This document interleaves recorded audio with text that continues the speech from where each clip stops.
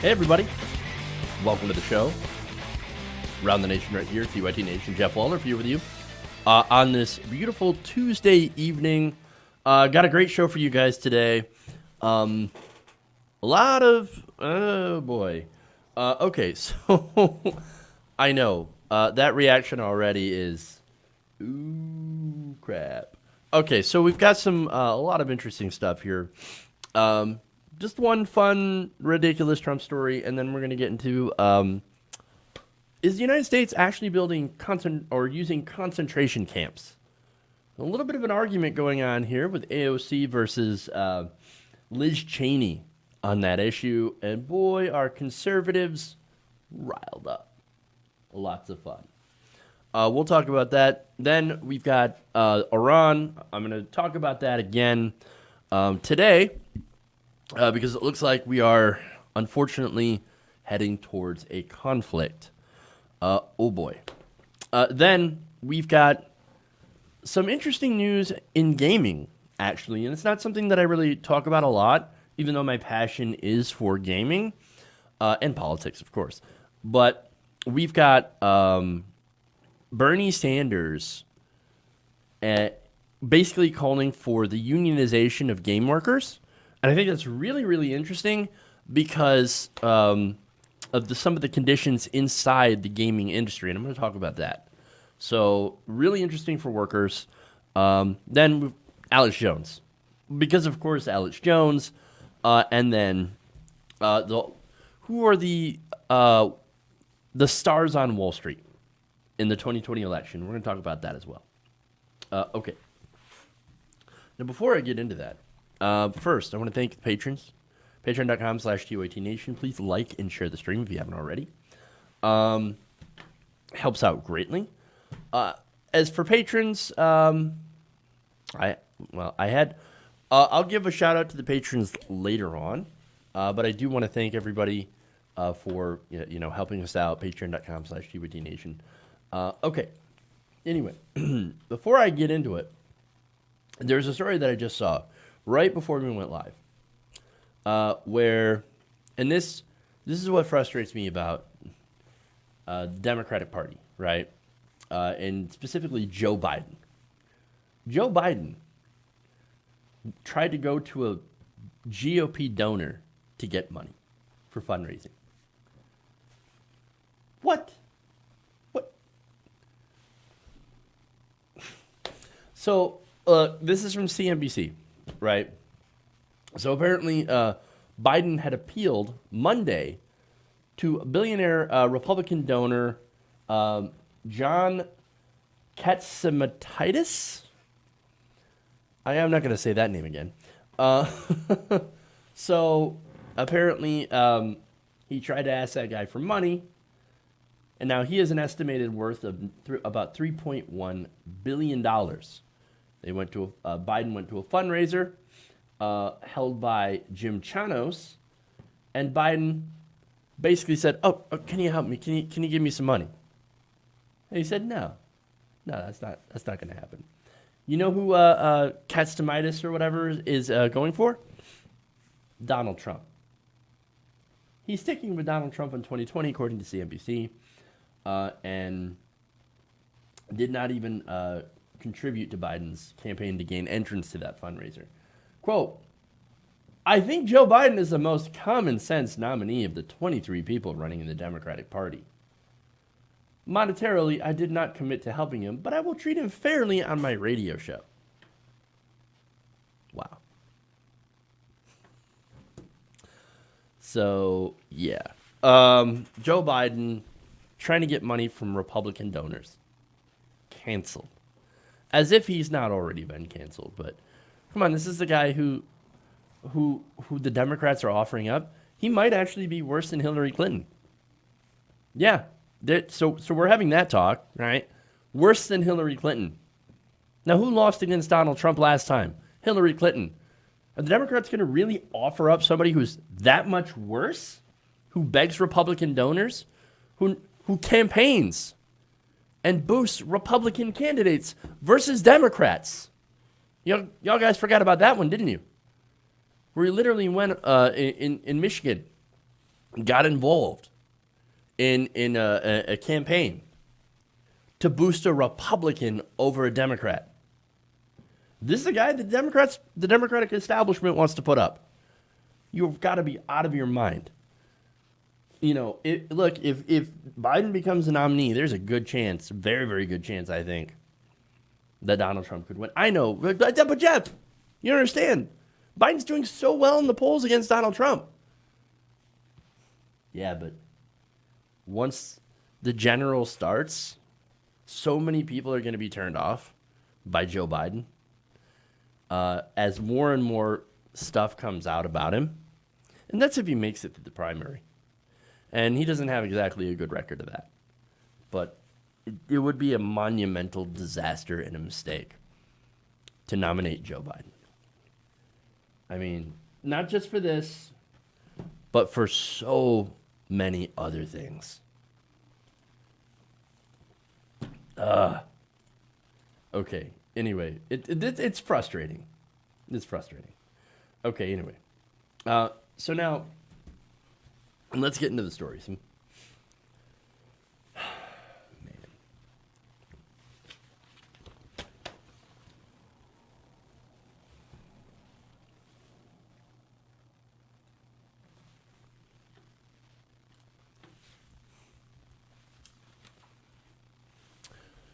Now, Tony Schwartz is the co-author of Art of the Deal. So that's, of course, the book about Donald Trump.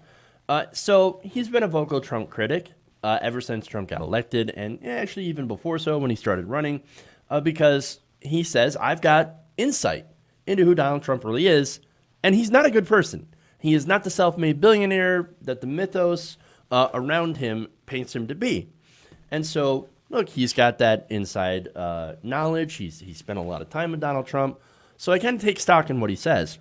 Now, he recently has been making the circuit stop around MSNBC, and he was talking to Chris Hayes, and he said that the president is now at a point where he is so isolated that even his kids can't stand him. Oh, no, well, that's interesting, right? So I want to tell you what he said. Quote, to know Trump is to hate Trump, said Schwartz, meaning everybody who knows him deep down hates him completely. This would not surprise me. Now, of course, he goes on to say, Ivanka despises him. Said Schwartz. Jared Kushner despises him. His other children.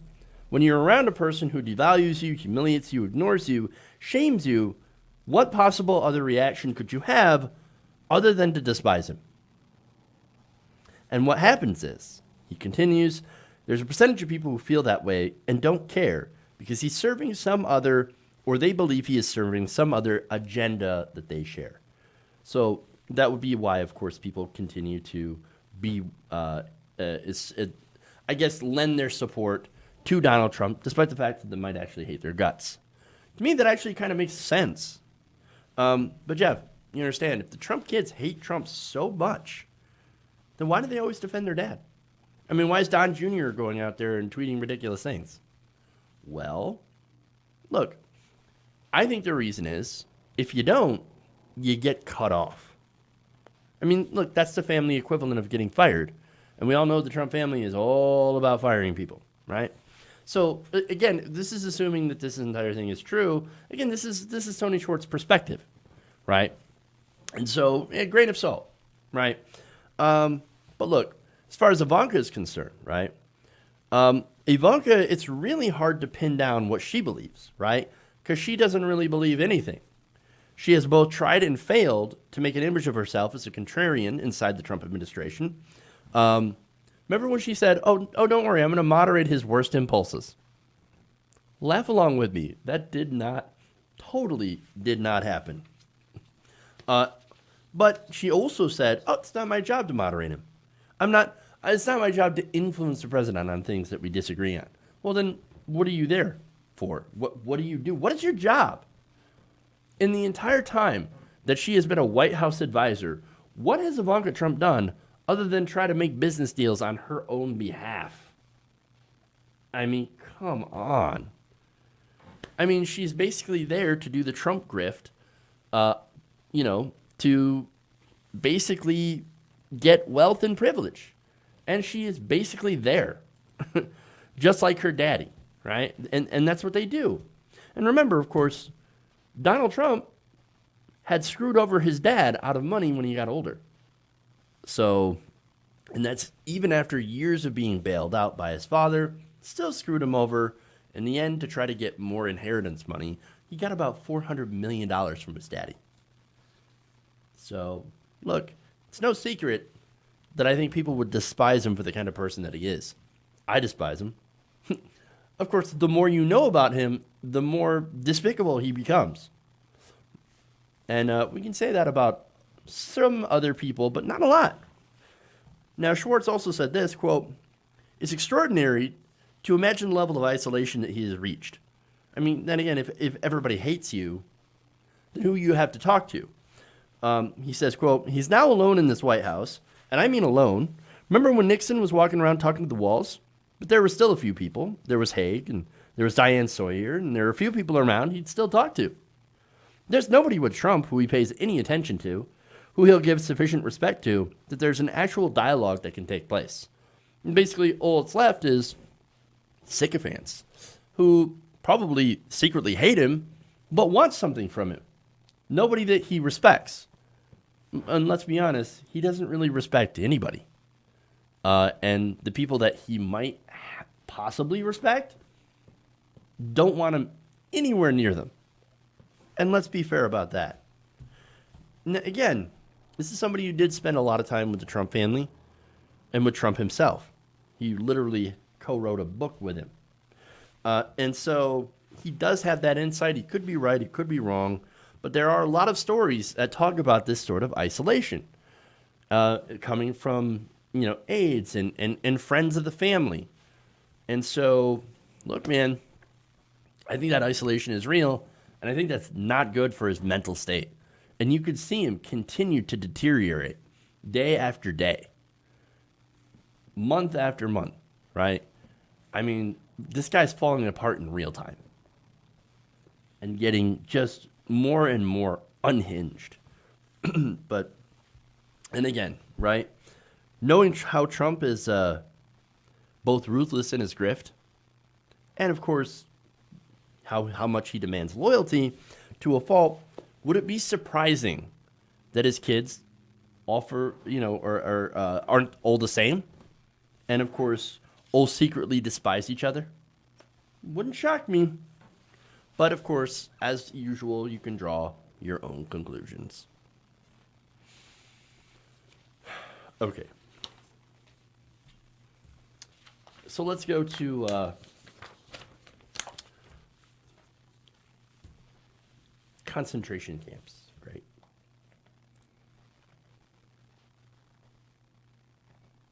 Okay, here we go.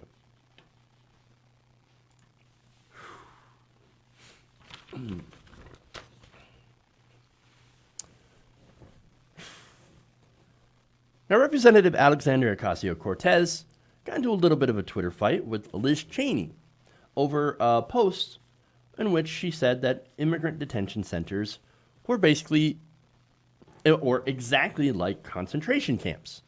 So now this started with a live stream that AOC did where she said, quote, "The U.S. is running concentration camps on our southern border, and that is exactly what they are. If that doesn't bother you, I want to talk to the people that are concerned enough with humanity to say that never again means something. The fact that concentration camps are now an institutionalized practice in the home of the free is extraordinarily disturbing, and we need to do something about it." Look, I agree. She's not incorrect. What we have going on is definitely a camp where they concentrate people. That is technically, and they're holding them without trial, of course. That is the definition of a concentration camp. Now, she also added that the situation in the U.S. is a crisis over, quote, "whether America will remain America or if we're losing to an authoritarian and fascist presidency." She added that, "I don't use those words lightly. I don't use those words to just throw bombs. I use that word because this is what an administration that creates concentration camps is. A presidency that creates concentration camps is fascist, and it's very difficult to say that. And again, she's absolutely right.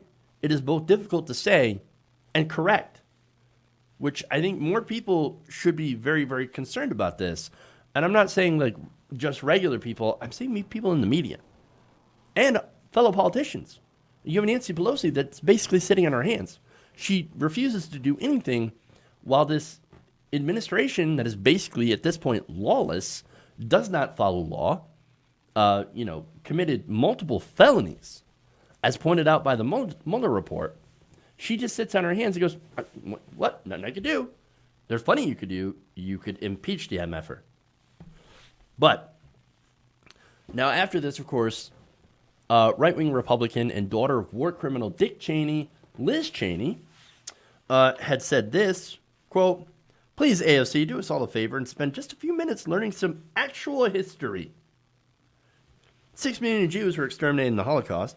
You demean their memory and disgrace yourself with comments like this." Really? Really? Okay. So what are these centers then? Again, they arrest people at the border, right? That's what they're doing. And then they put them in these places, these camps. And some of them, and look, some of these places where, activists have looked into, journalists have investigated, some of these places have very inhumane living conditions. There are places that house immigrants called the dog pound. One place specifically where it's just open air cages where they put people into it. They call it the dog pound. And then there's the ice box where it's 55 degrees at all times. And people get sick. People, get thrown in there while they're still wet. And, of course, you know what happens there. They get sick. There's no furniture. There's no blankets. There's nothing. Those are the kind of conditions that we are holding people in. And you want to not say, oh, no, it's not a concentration camp. No, it's a summer camp, as Laura Ingraham kept saying. No, tell it what it is. Tell it what it is. It is a concentration camp. We are doing this to immigrants. We are doing this to asylum seekers and to unaccompanied children. That's what's happening in this country. Now, again, the conditions are deplorable, right? In fact, in a recent report, the Department of Homeland Security's own Inspector General found that there were egregious conditions at immigrant detention centers, including unusable bathrooms and expired food. So that's more information about what's going on. Now, people have already died in these camps. There have been documented cases of sexual abuse. Not to mention, again, the completely deplorable conditions that I outlined in some of the more extreme cases. What else would you call this? It is a concentration camp. Now, that's not the same as a death camp, which I guess you have to go and make that distinction because right-wingers often don't know. They don't understand nuance. They don't understand how to make a simple distinction between the two, right? But make no mistake, one leads to the other. And you know why? It's because it all starts with dehumanization of people, right? And that's what they've done. They don't refer to people in these camps as people. They're bodies. They're just bodies. That's what immigration officials are calling them. I mean, really? No, they're human beings. But to them, they're just bodies. They're just bodies. They're not actual people. I tell you what, the only people, like you want to talk about dishonoring the Jews, the only one that are dishonoring the Jews and people that have went through the Holocaust are those that are backing white supremacists in their policies like mass detention. So now after this, AOC fired back. She said, "Hey, Representative Cheney, since you're so eager to educate me, I'm curious. What do you call building mass camps of people being detained without a trial? How would you dress up the DHS's mass separation of thousands of children at the border from their parents?" Now, my guess, of course, is that she does not have an answer. She doesn't have a good answer. Nobody has a good answer on this one. They can't answer the question. And so, of course, you try to argue with them, and they come back with Obama, deflection. Or why don't we house them at your house then if it's so bad? Or why don't they just go back home if it's so horrible? For one, it's a detention camp. They literally cannot leave now. What do you think? They could just walk out the door? And for two, these people literally came here because they were facing death. But no. Why don't they go back to what would almost be amount to certain death? Oh, I guess they're not. So I guess we can torture them because that's okay because they won't leave on their own. Absolutely disgusting. Disgusting. And as I said before, the definition of a concentration camp, according to experts, is mass detention of civilians without a trial. Are people getting a trial? No. The Trump administration is literally getting in the middle of asylum seekers so that they cannot assert their rights. They get detained so that they cannot request asylum. You have to be, according to international law, and the United States is not above the law, and neither is Donald Trump, no matter how much Nancy Pelosi allows him to be. Nancy, do your job. Impeach him.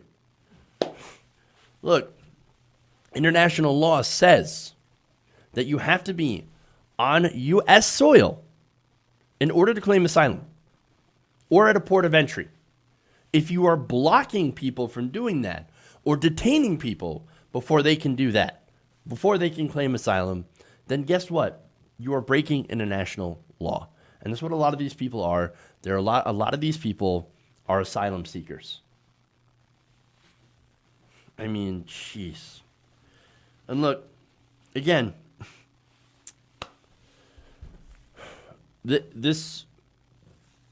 look, people like Liz Cheney, right? And here's one of the big problems. Right-wingers like her. Well, they love to pretend that they're on the side of Jewish people when it comes to anti-Semitism. Yet, they always seem to side with white nationalists who always end up pushing anti-Semitism. White nationalists or racists that push the worst anti-Jewish tropes and stereotypes. I mean, Donald Trump is guilty of doing that himself plenty of times. Now, and then, of course, there is this long history of this administration trying to downplay what's going on at the border. Their man-made crisis, again, they created this problem by doing the mass arrests of people on the border and their family separation policies as well. And you know, they created this problem, and so now they're what? Now they're running out of places to put people. Well, what did you think was going to happen? And so they put them in terrible conditions, and they dehumanize them. And you know, what are you trying to get them to go back home? Maybe, or maybe that's not even the point. My point is that this is kind of how it starts. Look, Germany didn't start out doing death camps or work camps, right? When they started doing concentration camps. It slowly devolved into it. And that's the problem here, right? This is how it starts. I'm not saying we're even close to being in that position. I'm just saying that this kind of thing does lead down a dark road that we really don't want to go down. So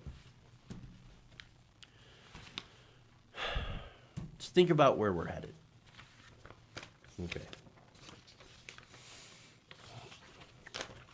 Moving on.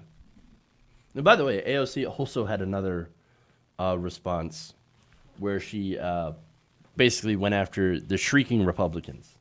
It's kind of cool. All right, anyway. Let's move on. Let's do one more, and then we will take a break. Okay. So let's go to Iran. Okay.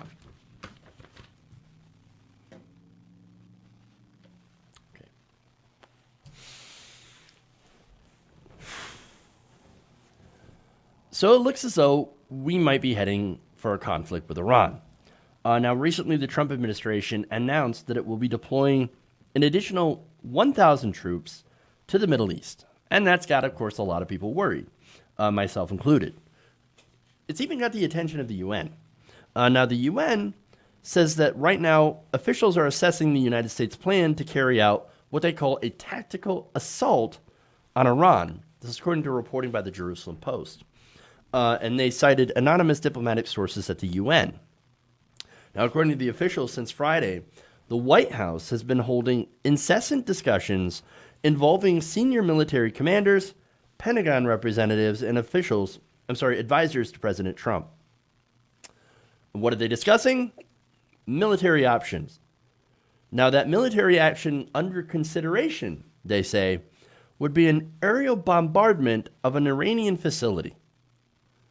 Now, get this, right? So they want to bomb this facility. Why? Well, apparently it's in connection to the Iranian nuclear program. Now, they say that Iran is in violation of the Iran deal.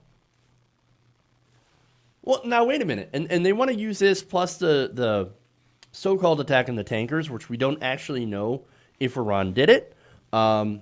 Even not the captain of the freighter, but the owner of those tankers says, we don't know who it was. We're pretty sure that it's not the Iranians. It didn't come from a mine. It actually came from the sky. We don't know what it was. We don't know that the Iranians, that if it was the Iranians. Which, of course, contradicts the videos that the Pentagon supposedly has of the Iranians removing a limpet mine, which is a magnetic mine, from the side of the tanker, right? So now they're using that and the so-called violation of the Iranian nuclear deal, which we're not even a part of, as justification for a so-called large-scale attack on Iran's nuclear facilities. Really? Okay. Now, one Western diplomat told the Post that the bombing campaign would be, quote, massive, but limited to a specific target. Because that's how that works, apparently. Now, that would assume, of course, that Iran doesn't immediately respond to being bombed. Again, imagine if Iran attacked our nuclear facility in, Texas or something, right? What would happen? We would immediately invade Iran. There would be no questions about it. There would be an invasion 20 minutes afterwards, just about. I mean, here we go, right? I am legitimately afraid now that Trump and his neocon advisors are going to get us, they're going to blunder us into another disastrous war in the Middle East. And it's not just going to be Iraq stupid. It's going to be 4 times as dumb as Iraq. And 4 times as devastating. And the irony, of course, is here's Donald Trump, right? The guy who said, I'm not going to here to start wars. The war in Iraq was ridiculous. The war in, all these wars. No. I'm going to focus on America first. America first, right? Remember that, MAGA guys? He said America first and not getting into wars. Now he's looking to start a pointless war in the Middle East. Why? I don't know. Maybe it's because his presidential campaign is failing. His poll numbers are disastrous. And maybe he's got these neocons in his ear saying, hey, Donald, what you need to do, if you want to be popular, go start a war. Go start a war with Iran or Venezuela. I mean, it just so happens those 2 countries sit on a massive amount of oil. Now, is Donald Trump really aware of that? I think he is actually aware of that. But is that the main objective for Donald Trump? Probably not, but it's the main objective of defense contractors and oil companies and the people who pay, John Bolton and Mike Pompeo. Here we go. It's about oil.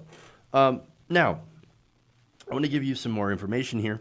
Ryan Costello, policy director at the National Iranian American Council, noted that the Post's reporting, quote, tracks with what Pentagon officials said is the most likely option last month. And that would, of course, be that large aerial bombardment, or basically an incitement towards a war. Citing an anonymous Pentagon source, Newsweek reported last month that if anything is likely to happen involving the Trump administration's preliminary Iran options, it would involve a heavy guided missile strike campaign in an attempt to lead Tehran to the negotiation table with Washington. Now, you know what that would lead to? That would lead to an instant reprisal. Now, here's the thing. Oh, you say you want negotiation. That's why you got to take a strong stance, right? In order to get around to the negotiating table. Iran already went to the negotiating table. And you know what? We ended up getting a deal, and it was a pretty good deal. You know what it was called? It's called the Iran nuclear deal. You know what Donald Trump did? He ripped it up. I mean, look, we got them to eliminate all of their refined nuclear fuel, right? The only material that they had, and you have to enrich the uranium to a pretty pure, high standard in order to have it usable in nuclear weapons. They got rid of all of that material and only kept the low-grade nuclear material, which, of course, was used for their energy program. They did that in exchange for lifting sanctions that were crippling their economy. That was a fair trade, right? Now, Trump, as I said before, ripped up that deal, and of course, following that, several months, look, we not only ripped up the nuclear deal, we reimposed the sanctions. So now Iran's sitting here saying, well, wait a minute. We've been, following the deal without a problem. Mostly because, the European countries were still interested in making sure that Iran, that they were part of the deal. America steps in and says, no, you're not going to do that. Any country caught doing business with Iran is also going to be punished by the United States. So now here we are getting involved, and it gets worse. It gets worse, right? Now, let me get to the news here that came out just recently, where Iran's Atomic Energy Organization said, well, that within 10 days the country will have produced and kept in its stockpiles more low-rich uranium, the sort used to fuel power plants, than allowed by the 2015 containment deal. That's what Iran's saying. Hey, look, we've got a lot of this, enriched material. Now, the thing is they were limited in how much they can actually stockpile. Now, Iran also says, look, we might actually start enriching a little bit higher. I mean, if you were Iran, what would you do? The United States already violated the deal by pulling out of it and put more sanctions on Iran. Why would Iran honor a deal that even we wouldn't? And get this, right? And this is the kicker. Until now, Iran shipped most of the low enriched uranium it produces out of the country. They swapped it for natural uranium. That allows it to continue producing small amounts of nuclear fuel for civilian power plants without building up a stockpile for potential use in nuclear weapons. Now, back in May, the State Department announced that it will now penalize countries that would transfer enriched uranium out of Iran. So now, understand this, right? So Iran would ship this out of the country, the enriched uranium that it would create for its energy program. They would ship it out, right? Get it out of the country so that we do not violate the terms of this deal. But now, since the United States says, oh, no, hold on, you can't stockpile that, but other countries, you can't take that stockpile out of their hands. Well, then what are you supposed to do?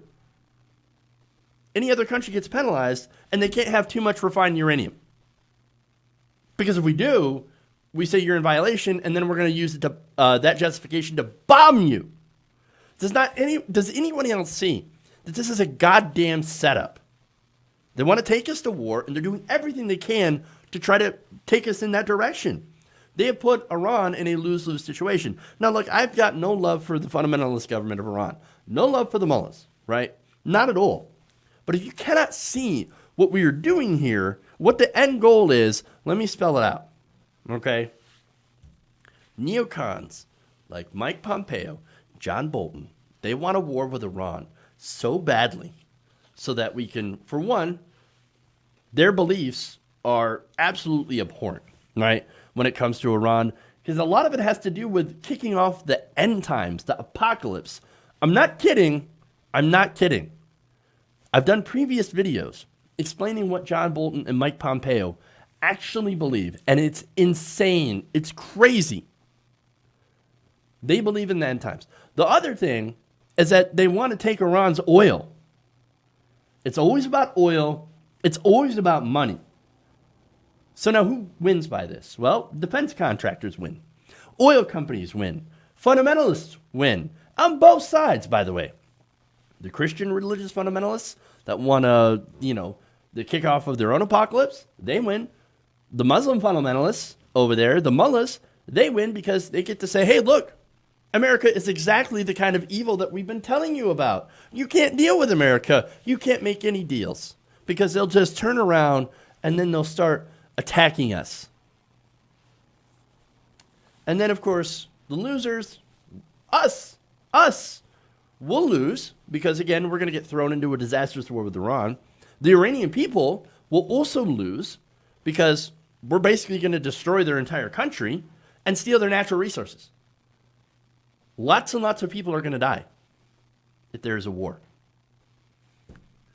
But the military-industrial complex, man, here comes another multi-trillion-dollar debacle thanks to these idiots, thanks to these warmongers, these terrible people.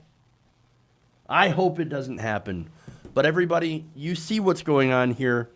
I'm so incredibly concerned. I'm so worried. I don't know what we're going to do to be able to stop it. And that's what scares me the most. I mean, we're heading down the road to disaster. And we scream at the top of our lungs. And for some reason, it just doesn't seem to do anything. It doesn't seem to stop these warmongers, these horrible people from doing what they're going to do. I don't know, man. Maybe enough pressure on Donald Trump. I don't know. But, man, this is terrible. And there's really nothing else that I can say about it. All right, I'm going to take a break. We'll come back. We got more stories for you guys, including video games and Alex Jones. So stay right here. We'll be right back. Around the Nation.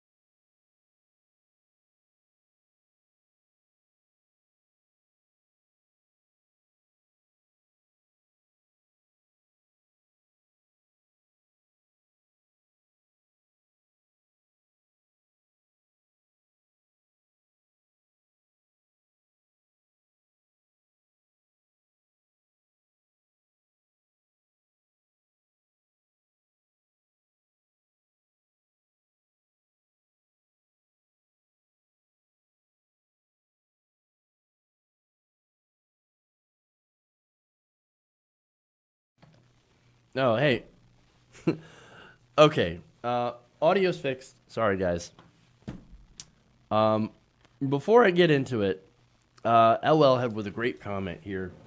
She said, remember when people were afraid Hillary would escalate things in the Middle East?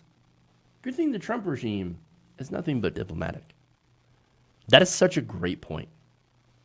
All those people, and I remember having arguments with those people, right? Hillary's going to start a war in the Middle East. That's one of the first things that she'll do is start a war in the Middle East. There's a little bit of I told you so in that one. Sarge Tech said, start a war to keep Trump in office. Makes sense. It makes no sense. But it makes sense to me because it worked for Bush. So, all right. Yeah, so I accidentally had my mute button on, so sorry, guys. Flailed on that. Okay, but anyway. All right. So let's get forward, go forward to video games. A subject that is near and dear to mine heart. Okay. I think that's the right one. All right.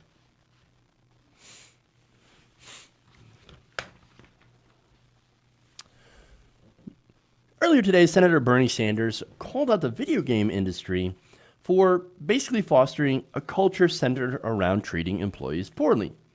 Now, they do that in order to, of course, attempt to push out games and content as fast as possible while these employees have very little representation. In fact, Bernie's tweet was this. He said, quote, "The video game industry made $43 billion in revenue last year. The workers responsible for that profit deserve to collectively bargain as part of a union. I'm glad to see the unions like IATSE and the broader game workers movement organizing such workers."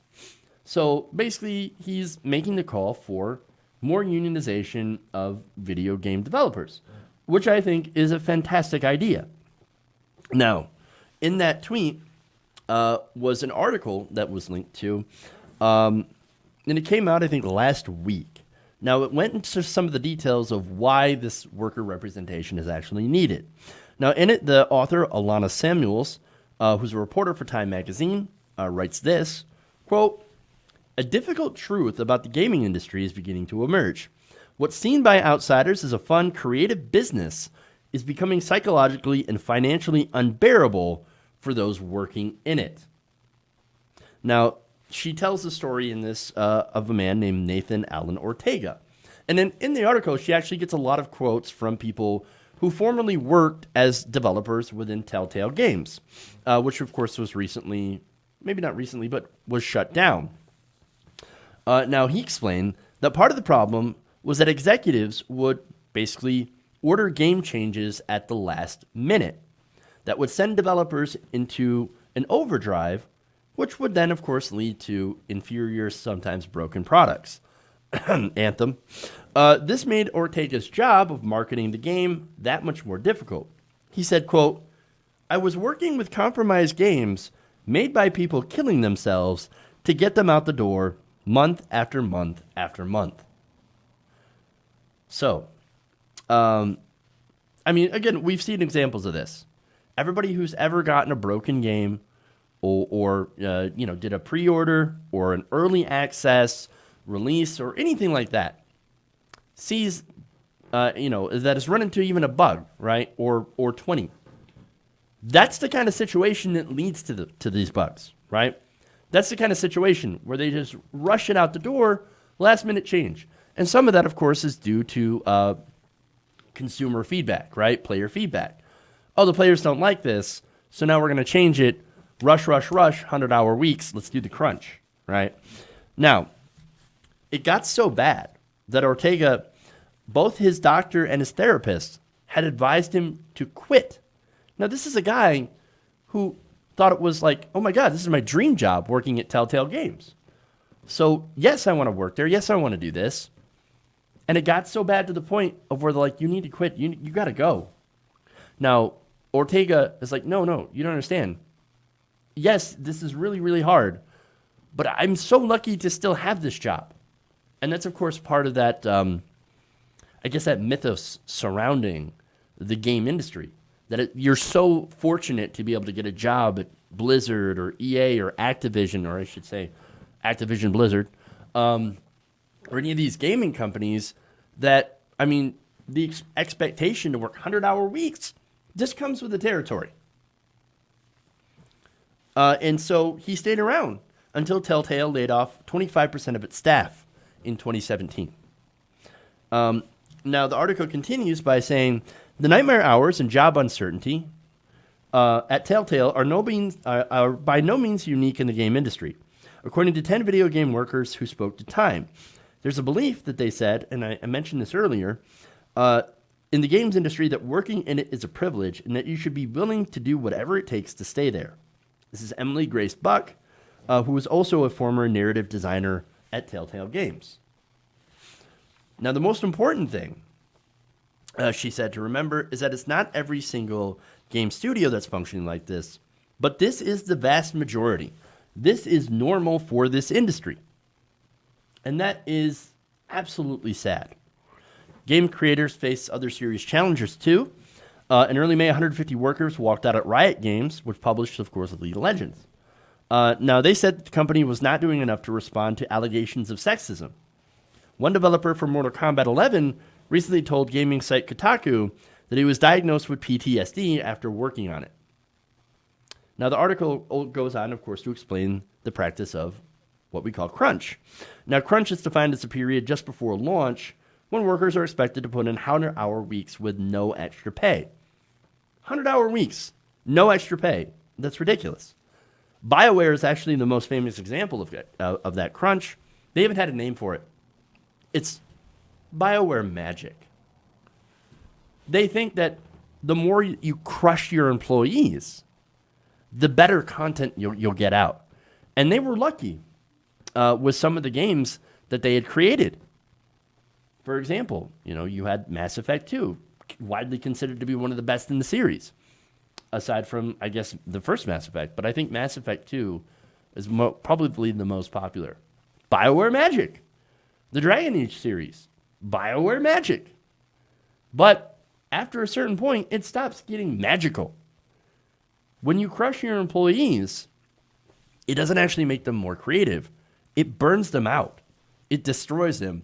And you end up often losing a lot of your top talent simply because they just can't work in those conditions anymore. And we've seen that from a lot of these companies.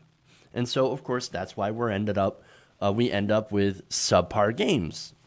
Mass Effect Andromeda, Anthem. And I know I'm picking on BioWare, but there's other great examples as well of games that just didn't perform very well. And it's because of what they're doing to their employees. Now, Anthem, as I said, I'm going to keep picking on Anthem because, look, let me be honest about that. I played all the way through the campaign. I went to endgame on Anthem, so I know what I'm talking about here, right? I played it so you didn't have to. And look, Anthem is a live service game. Constant updates, new content. That is a good example of how these companies increase crunch time. They actually extend it indefinitely. That same model, while crunching developers to the point of mental breakdown, does make publishers a lot of money. For example, game company Take-Two said in its annual report in May that digital sales made up 63% of revenue in the most recent fiscal year. That is up from 52% in 2017. So now you have publishers like EA doing loot boxes. You also have games as a service, DLCs, constant updates. Now, that creates a whole lot of profit for a few people and generally burns out your employees. Now, there's a lot of blame to go around here, right? Now, most of it, of course, goes to companies, management, shareholders, and all that stuff. And again, the profit motive here is to squeeze out every single last drop of money from the players. That makes a lot of players angry. But there's also some blame to go for the players, too. Not about that, but on the developer breakdown, right? And look, again, I'm a gamer myself. I know what I'm talking about. And if you go into any game forums, you will see those people who are, a tiny minority of people that are just excessively angry and demanding. They think that they could do the games better than the devs themselves. They'll whine and cry and bitch and complain, and they'll ruin it for the rest of us. They'll make the forums a no-go zone, right? In fact, there's an example that they use, and that's Jermaine Davis. Jermaine Davis is a military veteran. He used to play a lot of video games, right? He said he'd go home after 12-hour days playing video games for work and play more video games at home. Until, of course, all this, as well as the crunch, ruined his perspective. He said, quote, "The whole player base for the video games is like King Joffrey in Game of Thrones. And the whole industry is terrified of losing players because there are so many other options." I don't necessarily agree 100% with that. I don't think the entire game base is Joffrey. I think there's very few people that are that bad. But if we're going to make Game of Thrones analogies, right, would EA be the Lannisters?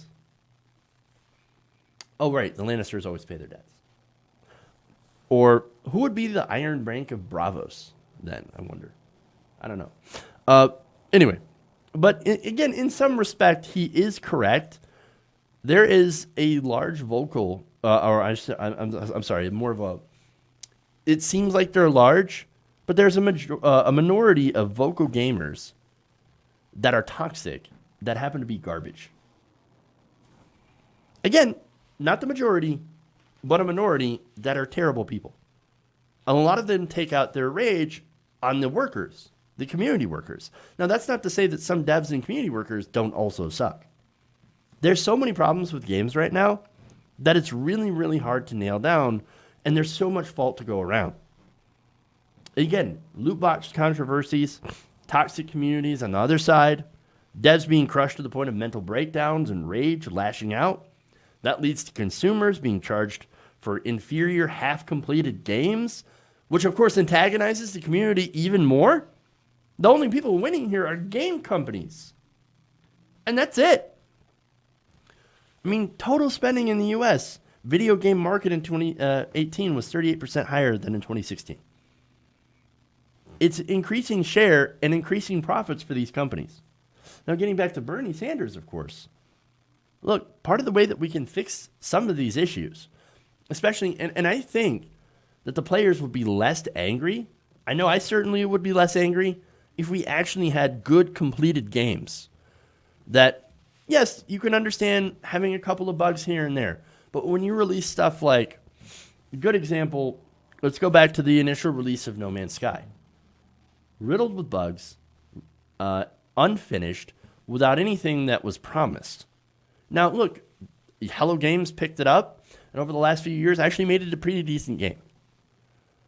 You also have disasters like Anthem and Fallout 76 that have recently come out.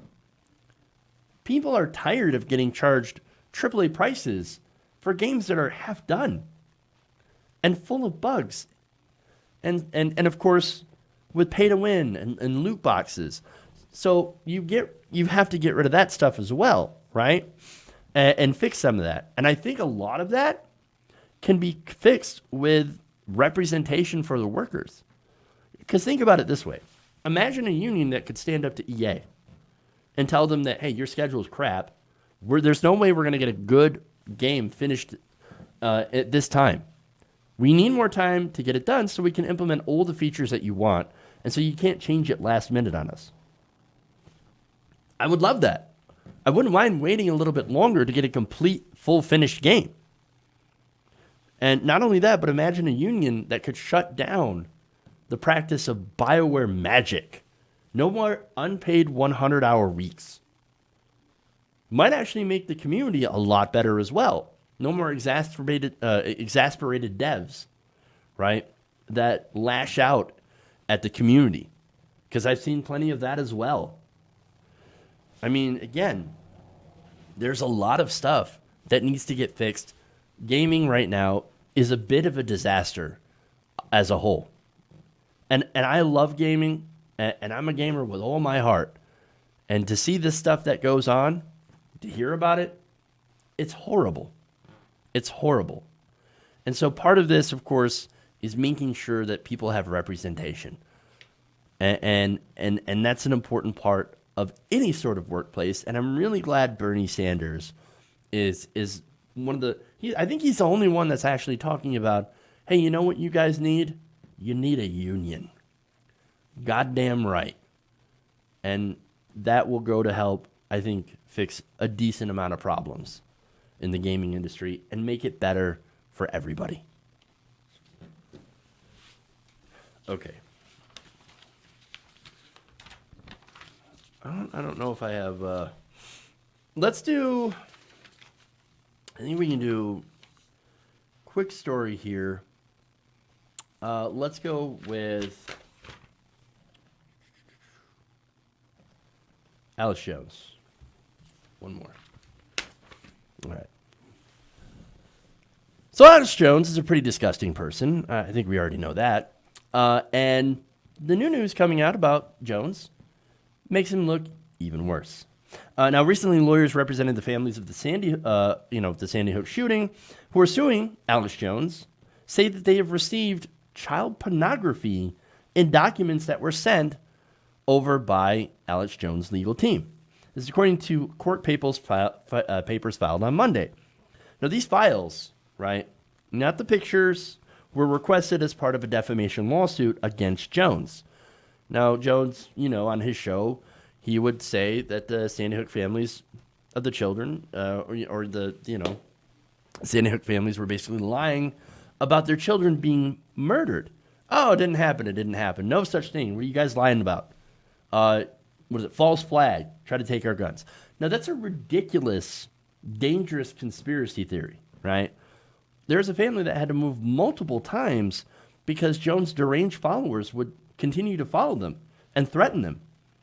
Now, as for the images, consultants working with the lawyers discovered them in the documents that were requested during a court hearing in April. Now, what happened? They found the images. They immediately contacted the FBI. Quote, the FBI advised counsel that its review located numerous additional illegal images, which had apparently been sent to InfoWars' email address, the filing says. Now, of course, Jones and his lawyer said, oh, no, we had no idea where this actually came from. Jones' lawyer, Norm Pattis, said the FBI had cleared Jones after an inquiry found that there was no suggestion that anyone here wanted the material, even looked at it, or knew about it. Okay, look, so the question is then, how to get there? I mean, how did that stuff get there? It doesn't just magically appear on your phone or in your server. How do we get there somewhere? This whole situation kind of reminds me of when Jones got caught having trans porn on his phone. I'm not kidding. Now, look, there's nothing wrong with that, right? But it is a bit hypocritical since he rails all the time against trans people. And, of course, people saw that, and they're like, hey, what's with that, Alex?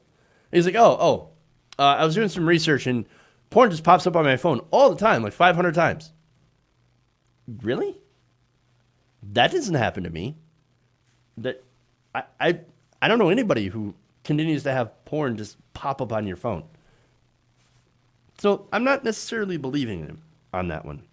But he said, this is his lawyer, Pattis, saying, quote, any suggestion that anyone at InfoWars knew that the emails were embedded with that kind of stuff is risible.